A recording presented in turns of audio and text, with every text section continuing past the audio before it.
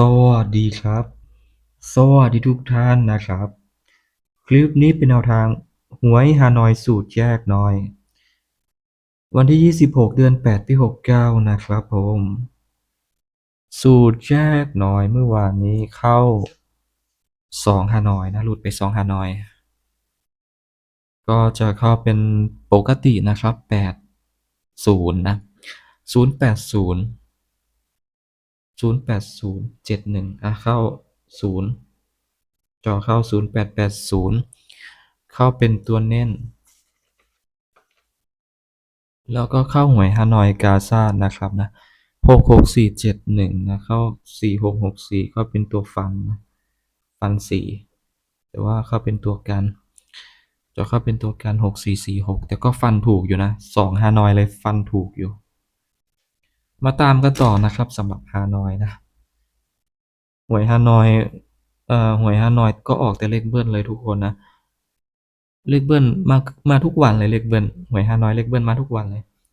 หวยลาวก็เหมือนกันหวยลาวก็ออกแต่เลขเบิ้ล ช่วงนี้ยากมากเลยนะทั้ง2หวยเลย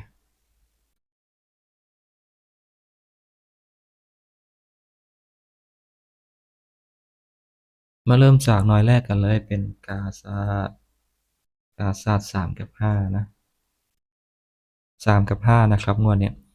383930 5นะครับ5859แล้วก็50ตัวกันนะครับก็จะมี32 52 37กับ36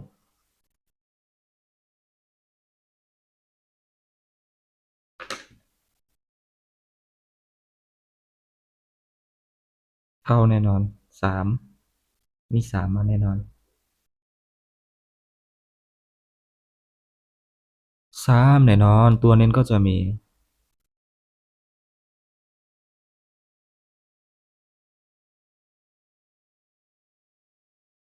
38393059นะครับผมหน่วยแรกนะครับการซัดก็จบไปแล้วต่อไปก็จะเป็นหวยฮานอยพิเศษ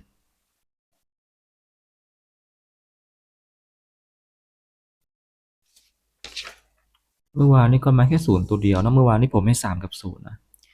เข้าแค่ศูนย์ตัวเดียวก็เลยได้แค่หน่วยปกติ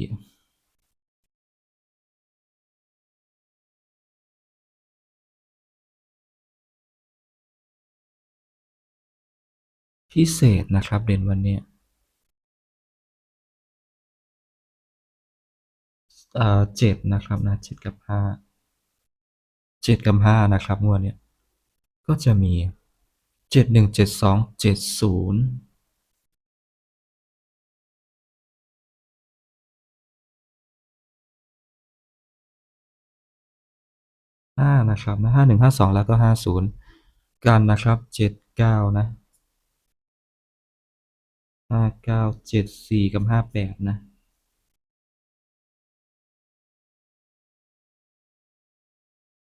74กับ58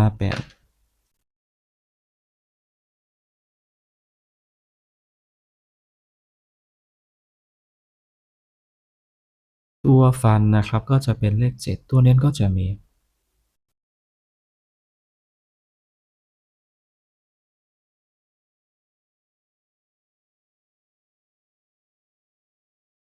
ตัวเนี่ยนะครับก็จะมี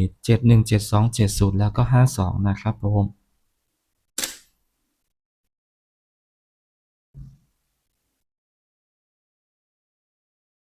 หวยฮานอยพิเศษนะครับหน่วยที่2ก็จบไปแล้วต่อไปก็จะเป็นหวยฮานอยปกตินะครับนะ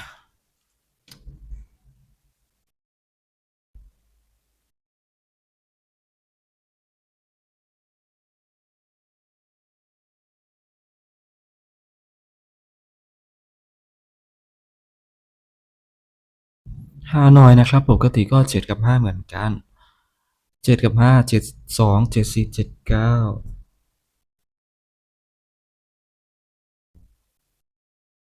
5นะครับผม 525459กันไว้ด้วยนะครับก็จะมี70 507358นะ7358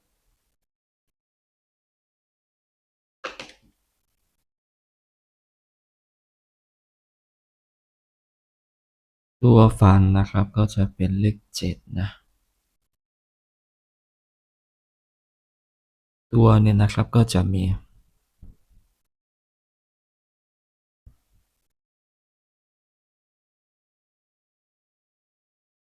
72 74 79แล้วก็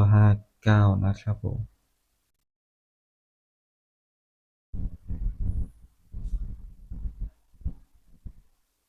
หวยฮานอยนะครับปกติก็จบไปแล้วต่อไปก็จะเป็นหวยฮานอย VIP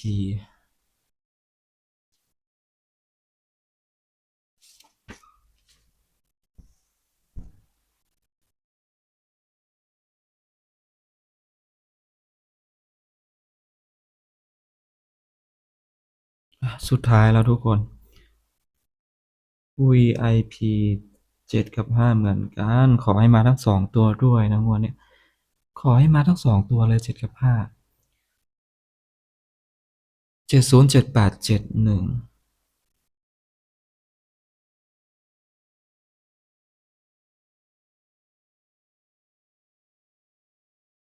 50 58แล้วก็51นะครับผมกันนะครับ79นะ59 74 7670